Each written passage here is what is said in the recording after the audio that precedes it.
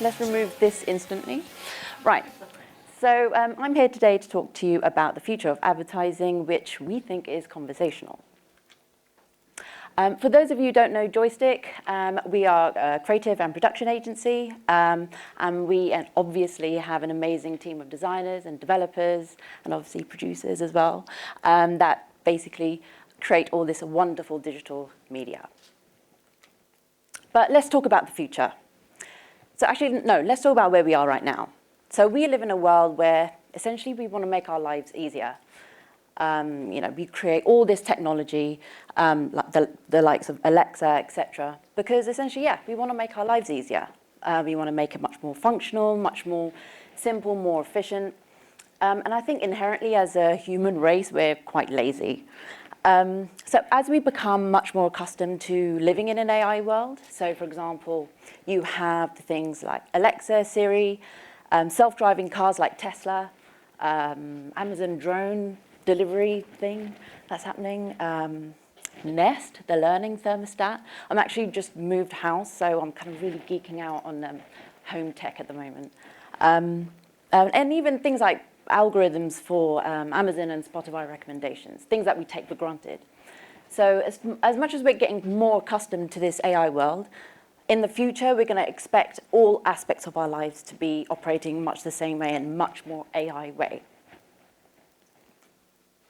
So when we apply that to marketing, we know that we need to make our marketing much more engaging, much more helpful, much more personal. We all know this. But in a real life world, the best way to be engaging, best way to be helpful and personal would be via human interaction. So for example, if you went into a store, the salesperson would take you through lots of complex myriad of products and give you a product recommendation. But obviously this doesn't scale. So obviously, where do we go from here? How can we take this to the next level?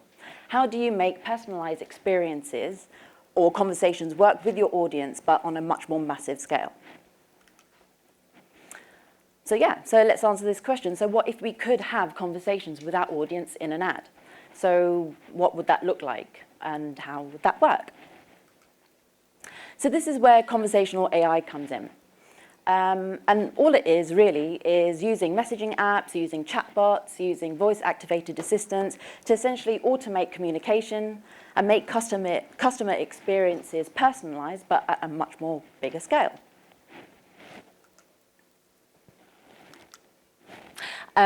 So this is conversational ads.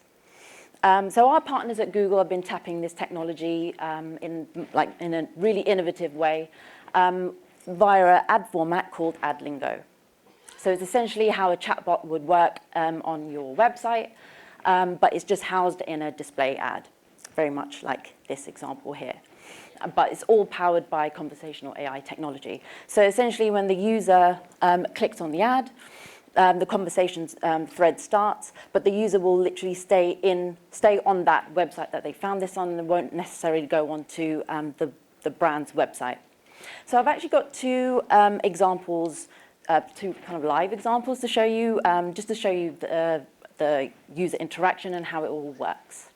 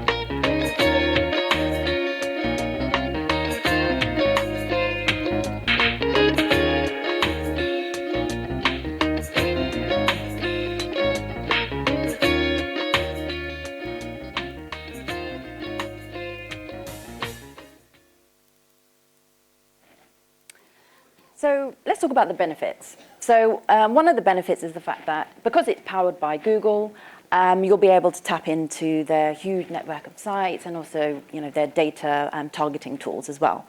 But one of the biggest benefits for me especially is the fact that you're talking to new users. So by talking to these new users, those users who haven't necessarily, gone onto your website, you can gain really valuable insight into things like, their customer pain points, preferences, their complaints, etc. And all that's like really good intel for you to use in future campaigns. So when users ask you questions and you find out information right there and then without then the user going on to or clicking out to a website, it can essentially help you close the funnel a lot faster and kind of potentially secure more conversions as well. And AdLingo have actually seen quite some, quite promising results. So at the moment, active conversation time is about 1 minute 46 on average, which is quite a long time considering you're talking to one-on-one on someone, and 3.2 brand interactions with each user on average too. And this also kind of appeals to different buyers in different stages of the cycle as well. So for example, if you have an awareness campaign, you can utilize it for brand image building. If your objective is much more kind of engagement, you can utilize it for kind of personalized product recommendations or even product education as well. Or simply just use it for demand generation as well. So you can utilize this ad format in whichever way that you want. So when it comes to getting started on any AI project that you are, it really does require you to understand, really know your consumer, what their needs are, how they're going to interact with you. So understanding the way audiences interact with your brand is very crucial. So, there's lots of ways to prepare for conversational AI. Obviously, it's quite a complex setup. And there's lots of different bits to actually think about before you get started. But I think the three main things would be to establish specialized objectives and goals. So really understand what the purpose of the conversational AI project is going to be. How will it actually help your customers along their journey? So really have thoughtful planning and objectives and goals that can essentially lead to really great execution. Second one, be sure that you understand what your users will be expecting from the product, anticipate what they would say, just so that you will basically create a much more kind of useful, engaging interaction. And the third one is kind of links with the second one, design for conversation. So be sure that you invest time, in terms of the conversation dialogue, the conversation flow, how you're actually presenting your information to the user, because effectively you're giving your brand a voice, you're giving your brand a persona, so you kind of want to make sure that you nail all of these before you get started. So I'm going to just leave it with Bart Simpson here. He's saying that he won't fight the future, and neither can we, which was very cheesy. But essentially, conversational ads is the next big thing. So watch this space.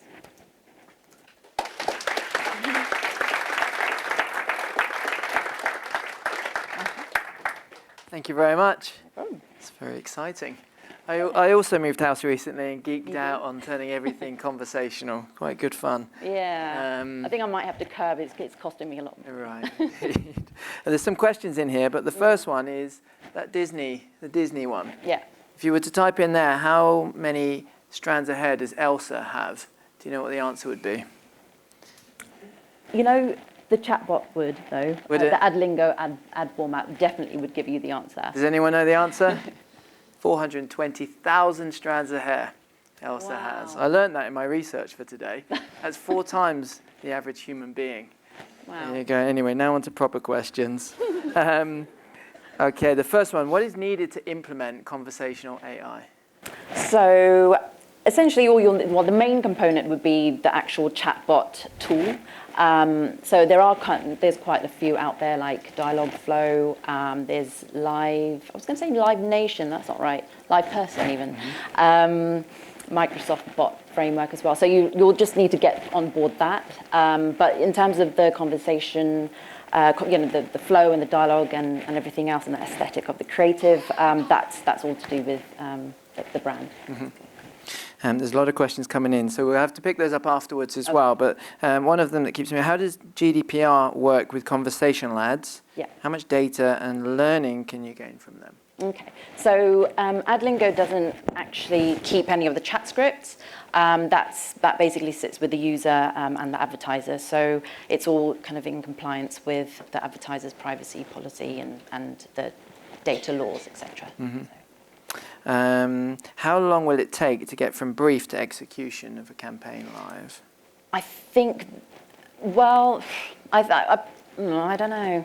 I would like to say, maybe about 4 to 6 weeks. That's my usual thing that I used to like to say. Yeah. But because this has quite a lot of detailed backup information that you need to set up, and also a lot of thinking, like I mentioned in the presentation, needs to go in terms of the conversation flow and the dialogue, because there are so many iterations of possibilities of conversation threads that there are. So possibly maybe 2 months. I don't know. It depends on the complexity. Do you see it? Do you see ever a time when Minority Report becomes a reality and the billboards? We're having a conversation with the billboards as we walk past. Yes. Yeah. I think so. I actually. That? I think that's happening already, via your phone and in your house with the smart in my house, yeah. So I think it's just a matter of time where it happens to be outdoor as well. Speaking of time, we're up. So Thank you very much. There's lots more questions, so please find Farrah outside and she'll be happy to take those. But thank you very much. Thank you, Farrah.